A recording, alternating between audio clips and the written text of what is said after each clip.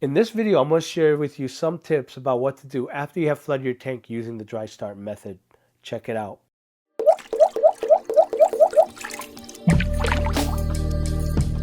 Now, I think one of the hardest information to find is what to do after you have flooded your tank from the dry start method. Now, I did mention a lot of it here in this video on the dry start method guide. So like all videos, there might be some stuff that I might have missed or forgotten to add to that video, as well as questions that you guys might have asked that I didn't think about. So we're going to go ahead and cover some of that stuff in this video. Remember, this is an aquarium channel, so if you want to learn more about aquariums or talk about aquariums and you're new here, hit that subscribe button as well as that bell notification so that you'll know when I make new videos as well as live stream. And of course, to my awesome viewers, make sure you like this video, leave a comment down below about anything I say about here, and share where you can. Okay, let's get to it. Tip number 1, flood, drain, flood, drain, flood, drain. Flood. Drain. When you're ready to flood your tank, don't just flood it once and be done with it. Flood it, drain it, flood it, drain it, and flood it again. So you want to try to just drain it twice. Now the reason why I suggest is to just get rid of and drain and dilute anything that might have settled on the carpeting while you were doing the dry start method. Now this could be anything. This could be mold or fungus or maybe bugs or dead bugs that might have just landed into your aquarium while you're doing the dry start method. It's happened before to me, so I always suggest go ahead and flood it, flood it, and drain it so that you get rid of all that alien junk or whatever you want to call it. Tip number 2, immediately trim your carpet when you flood your tank. This is vitally important because when you're doing the dry start method, most likely you're growing a very, very lush carpet. When you do that, it's going to be very full. All the leaves on top of the carpet is going to block the light coming in from the roots. And of course, you know what happens then? The root starts dying, and then suddenly you have dying plants in your tank. Suddenly there's ammonia spikes because of the decay, and it's going to be a big mess. So yes, it's going to hurt cutting that gorgeous, lush carpet, but it's worth it at the end. I suggest doing this.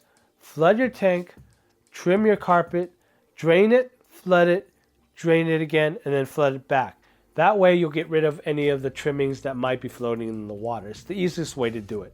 Tip number 3, go ahead and plant any other plants that you might have after you finish flooding your tank. Now I do get this question. People ask me, can I plant other plants after I flooded my tank? And the question or answer is, yes, you can. Now I can't think of any reason why you can't do that. So yes, go ahead and plant other plants after you flood your tank. Number 4, wait a week before adding fish at least. Now this is a suggestion more than anything because if you read on the internet about the dry start method, they say you can add fish right away after you flood your tank. This is based on the assumption that during the dry start method, you've already cycled your substrate. Now after flooding your tank, the theory is that your substrate is filtering your water at this time, even with a filter, and actually helps jumpstart your filter. As much as I wish that could be true, I wouldn't rely on that. Now that's just me being cautious. I mean, especially when you're going to pay for the fish and you're going to spend money on that fish, you don't want the fish dying on you. As well as all the reasons about, keeping them alive and not being a jerk and killing everything in your tank. So I suggest being safe, go ahead and just test your water and base your judgment on that of when you can add fish. If it looks like your tank is indeed cycled, go ahead and add fish. Now the other reason why I would suggest waiting is because you're going to inject high CO2 into that tank and slowly dial it back, and that we're going to get to in the next tip. But since you're doing that, it would be highly dangerous to have fish in a tank where you're just massively pumping CO2 into. So going to tip number 5, massively inject CO2 in your tank after flooding it. Normally I'm injecting a lot of CO2 in my tank once I flood it, and we're talking about like 12 bubbles per second or something akin to that fact. The reason why is when you grow the plants immersed, it's getting a lot of CO2 in the air that we breathe. But once you flood your tank, you're cutting off that CO2 supply for the plants, thus injecting a lot of CO2 into your tanks to supplement for that. Let them get used to the cut in CO2. And you do that by dialing it down every day for a week until you get to the level you're comfortable with, something like maybe a bubble per second or 2 bubbles per second. Now, some people don't do that or say you don't need to do that. I personally do because I just want to keep that nice, lush growth of plants and the carpet growing. So again, on that tip, inject high CO2 into your tank once you flood it and slowly dial it down to your comfortable level. Tip number 6, you don't have to start dosing your tank with fertilizer right off the bat. Depending on your dosing regimen, you don't have to start dosing right away. For example, someone like me who uses the EI dosing regimen, I have to dose every day on a schedule. But I find that you don't have to actually start that right away. You can actually wait a week before you start dosing your tank with your dosing regimen. But there's nothing to stop you from dosing the tank. Just watch out for any algae blooms or anything like that.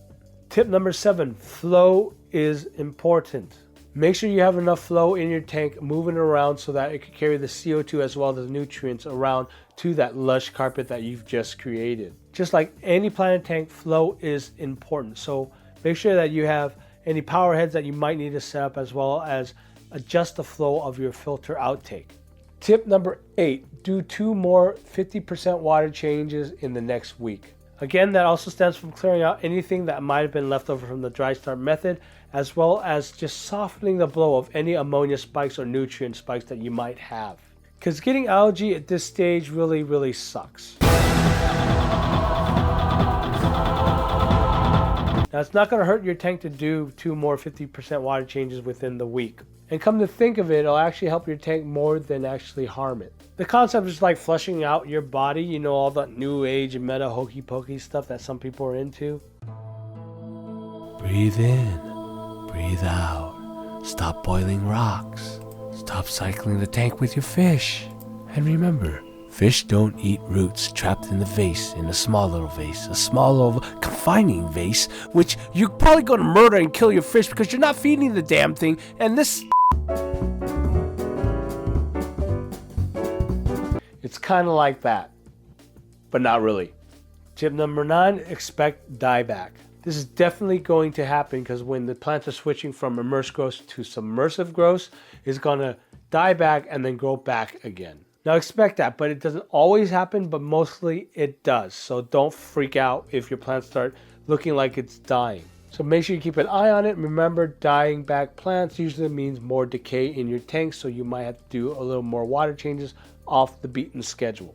And tip number 10, patience, patience, patience. Like everything in a hobby, it's all about patience. You gotta have patience about growing those plants back after a trimming, after a dieback. You gotta keep your eye on your tank. Make sure there's no algae blooms, because algae blooms in this period of time would really suck after all the hard work you put in. Totally love you guys. Stay wet with your tanks. I'll see you in the next video.